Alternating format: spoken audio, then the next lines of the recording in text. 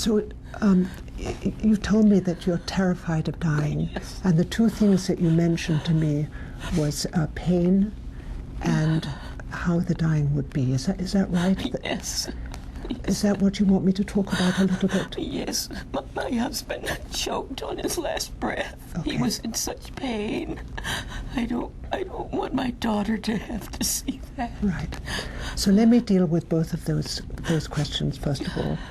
With pain and with the choking and shortness of breath, we can deal with that. We know how to manage that. So those are things you don't have to worry about. With your daughter and with your friends, we can talk about that a little bit later, about how best to tell them about what's happening with you and what to expect. Okay. Would you like a little bit more information about what dying is like? Because you've mentioned that before. Yes. Do you have a sense of what it might be like? Do you have a sense of that? No. No. Usually what happens is that people eat less and less. They're not as hungry as before. And that's a normal process as your body starts to slow down. That happens to everyone.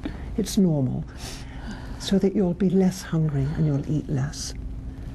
You may get a little bit more sleepy and a little bit more tired. And that again means that you pace yourself. You spend perhaps more time in bed and less time, trying to do a lot of things for your family. And you help and let your family take care of you.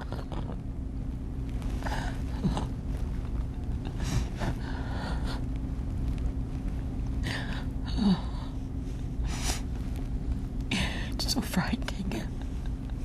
Yeah. What is it that's so frightening? I don't want to be in pain. Right. And that you know that we can control so you don't have to be in pain. Do you have pain right now? Not much. No, because we've been able to manage it, and that's going to continue.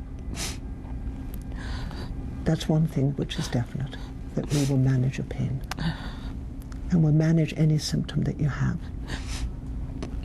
Okay. I don't know what's going to happen to my daughter. Right. Does she know how sick you are? I don't know. Right. I've tried to keep it from her. Right. I don't know how to tell her. What we can do is, would you like me to speak to the social worker? And we can perhaps set up a meeting. Okay. I know you well, and I've met your daughter, so I can be there too. And we'll have the social worker there. And would you like the chaplain too? Yes. Okay. Okay, we can set that up. Thank you. There's a whole team here to help you. And when you leave the hospital, there's a whole team that we've talked about before, the hospice team, that will help you too.